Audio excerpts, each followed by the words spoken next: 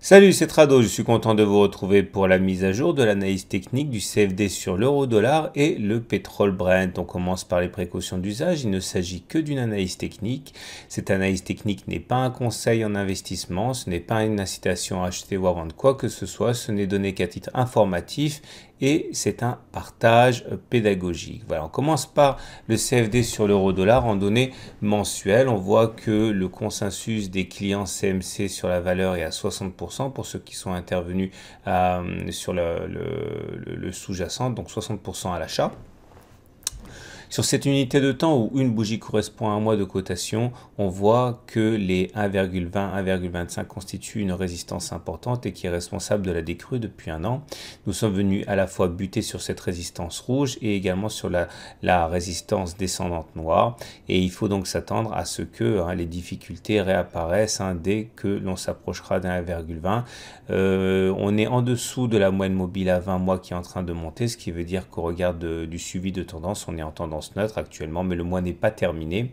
On descend d'une de temps et on regarde les données hebdomadaires. Ces données hebdomadaires sont assez limpides. Nous avons une zone de résistance ici, une zone de support, 1,12, 1,15, zone sur laquelle on a rebondi depuis de nombreux mois. Nous sommes actuellement en train de travailler cette zone. Il faut s'attendre à ce que des intérêts haussiers apparaissent sur ces niveaux. Ceux qui envisagent d'acheter de l'euro-dollar pour le moyen terme doivent savoir que c'est une zone qui sera privilégiée par de nombreux spéculateurs. À l'inverse, toute approche aux alentours de 1,20, 1,25 risquerait de subir un tir de barrage. Et ceux qui spéculent à moyen terme à la baisse sur l'euro-dollar attendent sans doute cette zone pour intervenir. La tendance, elle est baissière, puisque nous sommes en dessous de la moyenne mobile à 20 semaines qui descend. Donc tendance baissière, mais on est sur une zone de support qui devrait normalement être mis à profit par certains spéculateurs. On termine avec les données journalières, toujours sur l'euro-dollar. La tendance est plutôt neutre. Vous voyez la moyenne mobile à 20 jours n'a pas véritablement d'orientation claire, elle monte, elle descend. Vous avez donc ici la zone qu'on a mentionnée tout à l'heure, 1,1497, 1,15, 1,1497 en gris. Ici, nous avons une autre zone de support encore plus précise aux alentours de 1,133 qui correspond à la zone sur laquelle on a rebondi.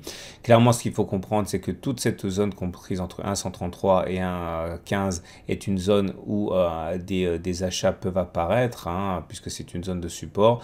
Donc, il est très dangereux en fait de spéculer à la baisse sur cette zone.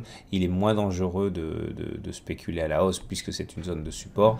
À l'inverse, toute approche de la zone des 1,177, 1,184 sera mise à profit par des spéculateurs sans doute pour initier des positions vendeuses. Voilà. On enchaîne avec l'analyse technique du pétrole Brent. Et pour le pétrole Brent en données mensuelles, ça ressemble beaucoup en fait à l'euro-dollar. On a une zone ici de résistance importante à 90 $. A priori, cette zone devrait être sollicitée, mais elle sera difficile à passer car ça correspond à une double zone de résistance. Donc la zone horizontale rouge et la zone de résistance descendante ici. Ça ressemble encore une fois à ce qui a entraîné une décrue importante de l'euro-dollar en données mensuelles. C'était ici. Regardez, c'est assez flagrant, zone de résistance rouge oblique descendante. En tout cas, la zone des 78,80,5, pardon. Donc la tendance mensuelle et haussière, on est au-dessus du moyen mobile à 20 mois qui monte. Et donc, vous l'aurez compris, une incursion aux alentours de 90 $ n'est absolument pas à exclure. C'est une zone d'ailleurs qui sera sans doute défendue par les baissiers.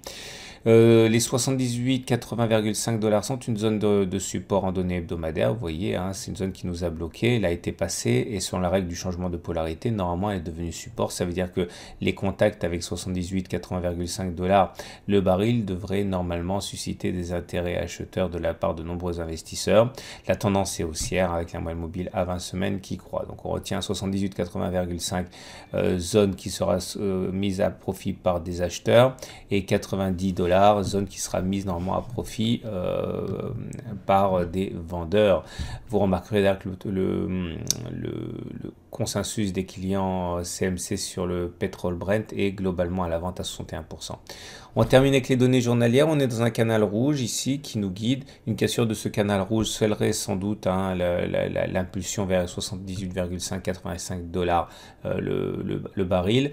Les 86,87 constituent maintenant une résistance. Donc en données journalières, il faut savoir que ceux qui veulent spéculer à la baisse sur le pétrole trouveront d'autres personnes sans doute susceptibles de le faire sur ces zones de 86,87.